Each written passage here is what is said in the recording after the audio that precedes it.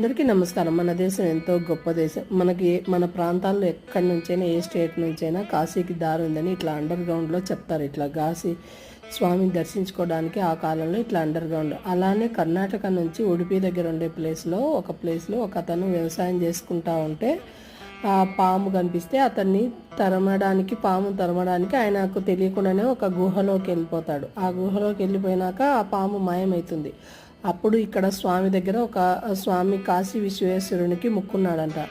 స్వామి, నాకు దారి తెలియదు, నేను ఎలా బయటికి వెళ్ళాలి అని ఇట్లా గుహలో దారి తెలియకుండా ఒక జ్యోతి వెలుగుతుంది. ఇందాక స్వామి కనిపించినాడు కదా, ఆ స్వామి దగ్గర జ్యోతి వెలిపింది. అప్పుడు అతనికి దారి కనిపించిందంట.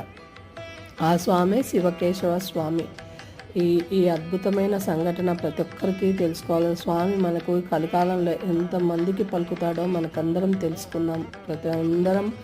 అందరం అనుగ్రహం పొందుతాం.